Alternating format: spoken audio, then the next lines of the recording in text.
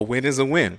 A win is a win. Colorado pulls it out 27-24. It was a really exciting game. Well, in the middle it was kind of boring, but at the end, in fourth quarter, both teams scored. Arizona State tied it up 24-24. And I mean, Shedeur just goes on one more of those drives that he just has in the back pocket, throws it downfield to Javon Antonio, who was absolutely clutch. The offensive wide receiver MVP by far came down with it and got them in field goal position, and Mata put the game away.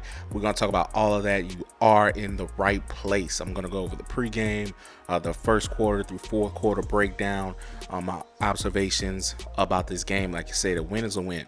This was not a talented opponent as much as the other ones that they've gone, that Colorado's played in the last few weeks. Talking about Oregon, talking about USC, and it looked like Colorado definitely played down a little bit to the competition, but I don't know, maybe this is who they are. What I do know, who they are at the current time, but what I do know is it's not a dominant team. They needed to win this game. They have to beat Stanford, and they're just on the doorstep of being bowl eligible. I know they can do it. They got UCLA after that, which is a tough game, then Oregon State. So these two games were crucial. But all right, let's get down to it. Now, I said pregame, but really what pregame? It was not on TV like any other games. Good thing was a lot of people were there. Like the pivot was there. Ryan Clark's son plays for Arizona State University. He did well. I think he had 5 tackles, a pass breakup, so he showed up in the game. Now, the Pac-12 shows how and why they are in peril.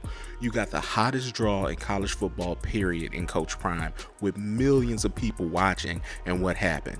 They put it on the Pac-12 network. Cool, but what's the problem? The Pac-12 network is on the elite package of cable, where it was on mine. I needed to pay $70 just to watch that game. No. Watched it online and could not count towards the millions of viewers. And trust me, I wasn't the only one. Damn you, Pac-12. You got to do better. But I guess, who cares? Anyway, the game started first quarter. Terrible start again for the Buffaloes. Arizona State took the ball and drove the ball down the field for a touchdown. The swinging gate type of TD was unacceptable. Okay, the swinging gate type of touchdown was unacceptable. Arizona State started going with these funky alignments where people would be 3 to the left, 3 to the right. It would just be the center and the quarterback in the middle. Then they would bring them together. That's basically a modernized swinging gate. Here's the problem. They only had one person over the center and another person kind of off to the left. The quarterback is directly behind the center. Of course, they snapped it and went into the end zone. They are waiting for the formation to swing back into a normal looking alignment. There should have been 3 core guys, one over the center, then one on each side of the quarterback. If you show that front every time, the line will shift back. They will order the shift. If not, the quarterback has the option to make the snap count and make the snap hot and push forward. It was a lapse, 7-0. And I mean, they were close enough, they might have scored anyway, but that type of stuff you shouldn't be letting in the end zone. Now, the first drive for the Buffaloes, basically a 3 and out. It was a near sack on the first play, intentional grounding, incomplete pass ×2, which was another near sack, and then it was a punt. Again, the team did not start fast. Now, I respect my colleague, my good colleague from college who coaches at Arizona State now. He said for the last 2 years, the strength of the team is the defensive line. But damn, y'all got to protect too, and that was the theme throughout the game. Shedeur Sanders is getting hit a lot. They lead the Pac-12 in the most sacks. You got to protect too.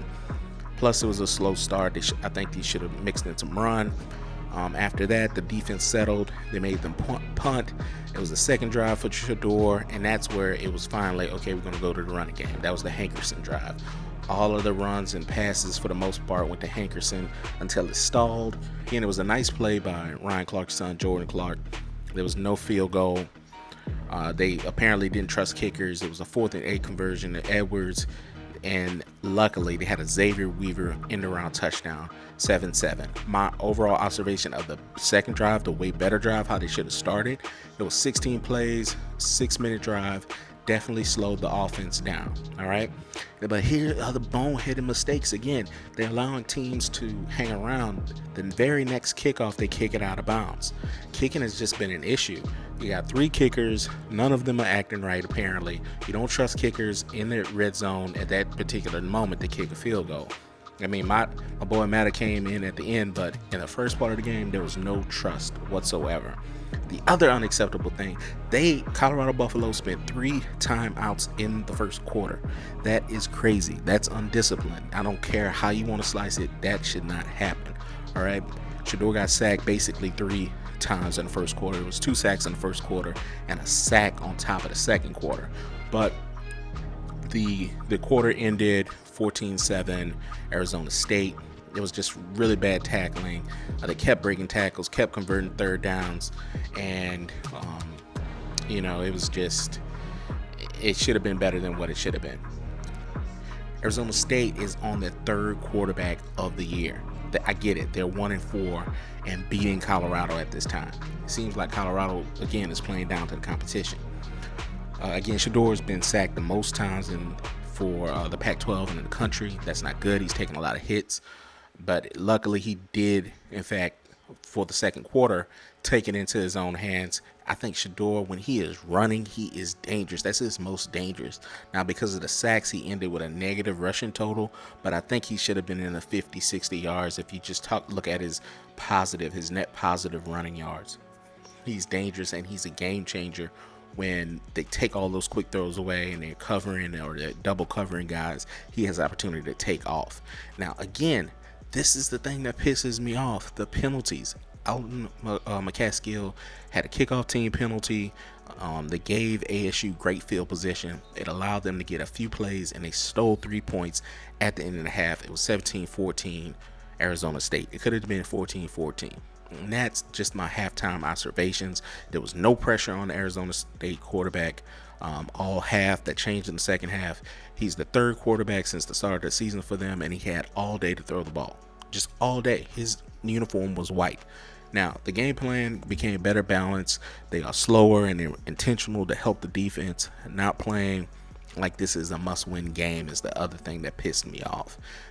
Outside of that, penalties, timeouts gone by the first quarter, Shedeur's getting beat up, and the team's not showing a lot of discipline. All right, fine. Going in the second half, you have some kind of revival. Hope that, works out. No. Buffs get the ball 3 and out. Blah. The whole third quarter to me was midway through just sloppy for all the teams, for both teams. I really think they should be thinking about putting Sean Lewis in the booth. Offensive coordinators, I think, need to see the field. That could help with the play calls, especially when they're sluggish like that. And the only down part for the first time, I did notice Prime had to sit down during the game in the season. Shedeur again got sacked. It was 5 sacks in the third quarter. They finally got some sacks against the Arizona State person. They got 2 sacks on the ASU quarterback with 1 minute left in the third quarter. Now, the good part about Colorado, they're in condition again. I mean, they're in Phoenix. They are in this beautiful establishment. They are in 90-something degree weather because it's in the desert, but Arizona State looked tired.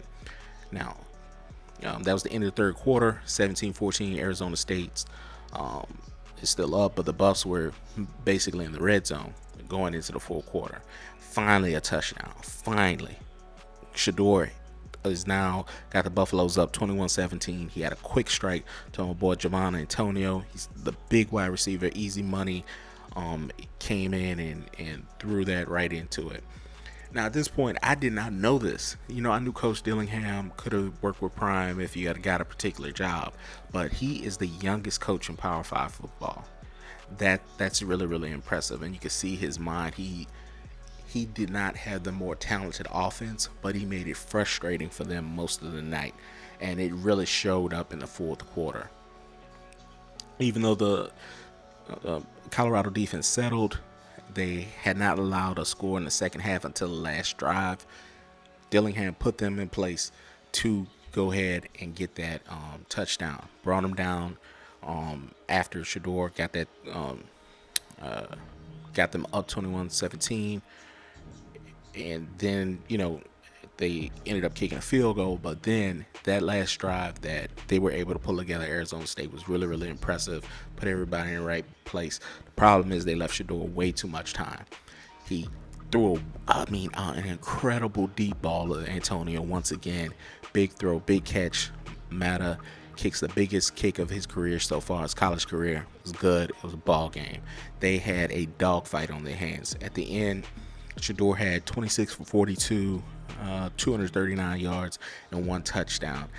Obviously, he's still going to be up there as far as passing leaders go in the country, but you could tell that they really had a good game plan, taking things away from him going into it. They might have leaned on Oregon's defense because of Coach Dillingham's ties with Oregon, but it was not a stellar game. It was a steady game.